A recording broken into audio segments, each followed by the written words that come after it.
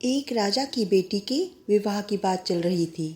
राजकुमारी की शर्त ये थी कि जो भी 20 तक की गिनती सुनाएगा उसको राजकुमारी अपना पति चुनेगी। गिनती ऐसी हो जिसमें सारा संसार समा जाए।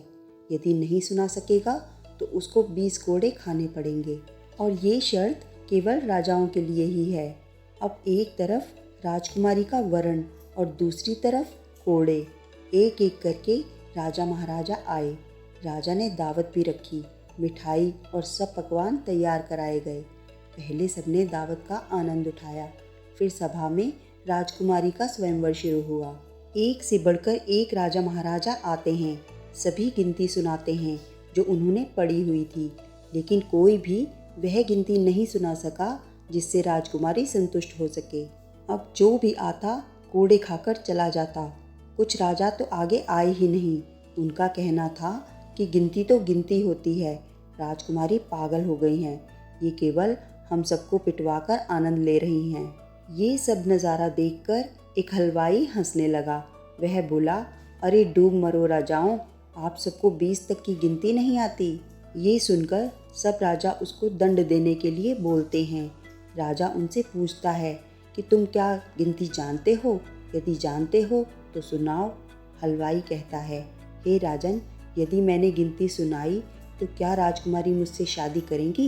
क्योंकि मैं आपके बराबर नहीं हूँ और ये स्वयंवर भी केवल राजाओं के लिए है, तो गिनती सुनाने से मुझे तो कोई फ़ायदा नहीं और मैं नहीं सुना सका तो सज़ा भी नहीं मिलनी चाहिए। राजकुमारी ने कहा, ठीक है, यदि तुम गिनती सुना सके तो मैं तुमसे शादी करूँगी और यदि नहीं सुना सके तो तुम्हें मृत्यु दंड दिया जाएगा। सब देख रहे थे कि आज तो हलवाई की मौत तय है। हलवाई को गिनती बोलने के लिए कहा जाता है।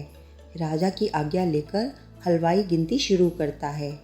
1 भगवान, 2 पक्ष, 3 लोक, 4 युग, 5 पांडव, 6 शास्त्र, 7 वार, 8 खंड, 9 ग्रह, 10 दिशा, 11 रुद्र, 12 महीने, 13 रत्न, 14 विद्या, 15 तिथि, 16 श्राद्ध, 17 वनस्पति, 18 पुराण, 19वीं तुम और 20वां मैं। सब हक्के बक्के रह जाते हैं और राजकुमारी हलवाई से शादी कर लेती हैं।